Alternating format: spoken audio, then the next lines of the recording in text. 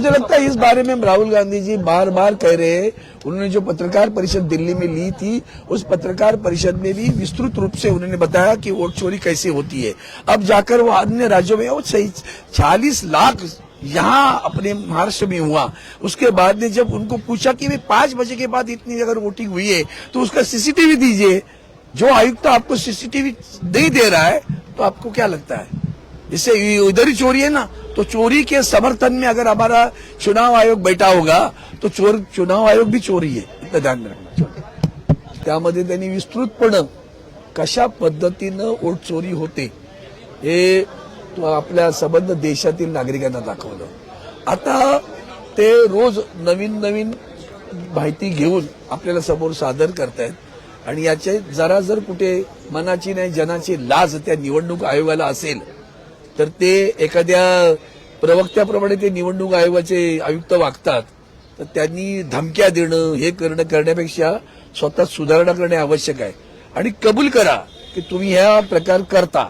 काल मीनाताई ठाकरेंच्या पुतळ्यांच्या संदर्भात जो प्रकार घडला त्याच्यामध्ये आरोपी जो पकडला गेलेला आहे तो तुमच्याच शिवसेनेच्या मला वाटतं यावर अधिक भाष्य करणं चांगलं नाहीये।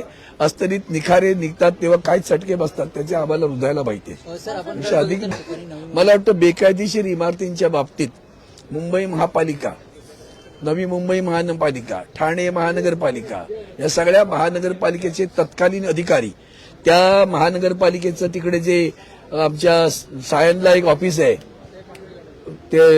ते सगळ्या प्रोजेक्टची जी काही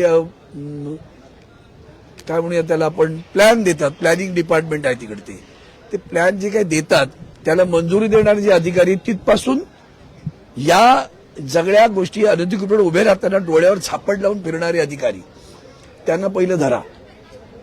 ओसी देणं न देणं, कशी वेळ काढणं, मुंबई शहराची वाट लागते आपल्या। इन्फ्रास्ट्रक्चर ज्याला म्हणतो, रस्त्याची रुंदी वाढत नाही पण 20 फूट रस्त्यावर दोन्ही बाजूला 40 मजली इमारत उभ्या राहिल्या तर खाली काय होणार याचा विचार केला कधी आपण? आणि त्याला मंजुरी देणार ते प्लॅनिंग ऑफिसर, सेटबॅक वगैरे काय विषय नाही, तिथे इकडे जा।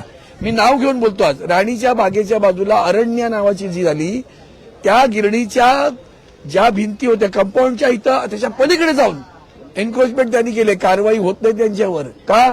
नाव मोठी आहेत ना, हात घालायला धजत नाहीत का तुमचे? बेकायदेशीर काम गरिबांनी केले त्याची झोपडी तोडायला नोटीस देता आणि यांना काय करता? यांचं संरक्षण करण्यासाठी अधिकारी बसलेत का?